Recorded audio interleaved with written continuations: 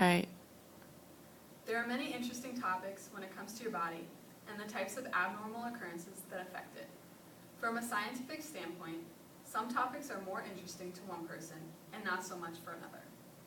Either way it is looked upon, any type of abnormal occurrence in the body deserves a little bit of attention.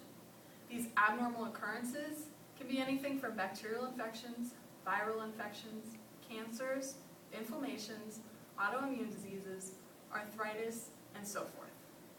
There is one type of occurrence that happens to affect my body. This type of inflammation is called bursitis. A bursa sac is a sac that cushions the tendons and muscles associated with your bones and joints. An article by the University of Maryland Medical Center titled Bursitis states that bursitis is the inflammation of these bursa sacs from repeated rubbing of the tendon and bone over a period of time. It doesn't end there though. I will be informing you why bursitis occurs, where in the body it occurs, and how it can be treated. First of all, why does bursitis occur? In the same article from the University of Maryland Medical Center titled Bursitis, it states that usually the bursa becomes irritated or injured after overuse from repetitive motion or strenuous activity. A bacterial infection may also cause bursitis. Other health problems such as gout or rheumatoid arthritis can also cause bursitis.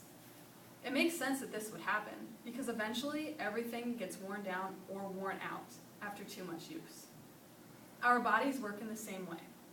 Unfortunately, pain is often the result when something like this happens to the body. People who play sports or perform strenuous activities on a daily basis are more susceptible to bursitis. This is because the body is being exposed to more rubbing of the tendon and the bone.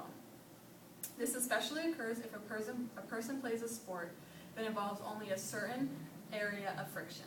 An example of this would be a tennis player. A tennis player usually uses their dominant hand to serve and hit the tennis ball.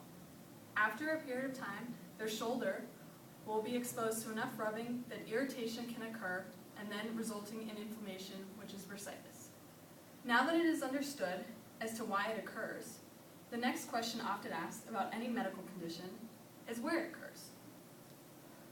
An article titled Bursitis from the Mayo Clinic states that the most common locations for bursitis are in the shoulder, the elbow, and the hip.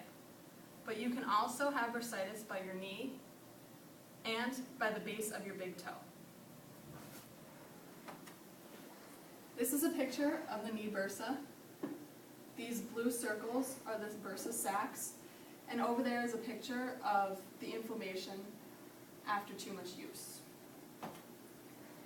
This is bursitis of the elbow. Here's the sac, and there's the inflammation around the elbow in the blue square. This is bursitis of the shoulder. You can see where it aligns the bone and the tendons and the muscles. And here is the swollen picture of it. Finally, this is bursitis of the hip. Here's your ball and socket joint, and the bursa sacs surround it. And there's a picture of bursitis of the hip, which is also what I have.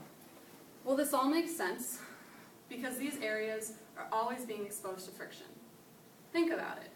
You use your arms on a daily basis, and the shoulder joint and elbow, therefore causing friction. The hip allows you to walk, which is the main mode of transportation, and your knee allows you to bend your leg while walking. Finally, you are always putting pressure on your big toe because, again, you walk on a daily basis. Over time, and with some help of sports or general overuse, bursitis can occur. Finally, how can bursitis be treated? To determine a treatment, your doctor will have to evaluate how serious the inflammation really is. As stated in a journal article from Udini, at first you may be advised to rest the joints for a couple of days and to take mild sedatives to relieve the pain, such as ibuprofen or Tylenol. Your doctor may also prescribe hot or cold packs. If the pain persists or gets worse, the doctor may decide to use steroids. These steroids are also known as cortisone shots. To avoid a serious condition of bursitis, overuse of the affected area is not permitted, and stretching before any type of strenuous activity is recommended. In conclusion, though bursitis may not sound as serious as some of the other types of conditions that can occur, it should not be ignored. Ignoring can lead to more serious conditions, which really turns out good in the long run. Simple treatments and preventative actions can be beneficial. This type of inflammation can go away when the correct treatments are used, but once it is gone, it does not necessarily mean it will never come back. More overuse of the affected area and lack of stretching before certain activities can lead to the return of bursitis. Nobody wants to have the feeling of constant pain. Unfortunately, the body can't always handle the amount of pressure it is being put under. People rush themselves to do better, whether it means physically, mentally, or academically. And sometimes the body doesn't respond in the way it is expected to. In these cases, diseases, infections, and conditions like bursitis can occur. Any type of health issue can become serious, and sometimes even life-threatening. Learning how they can be prevented and or treated is very beneficial. This is why human anatomy and physiology can be so interesting.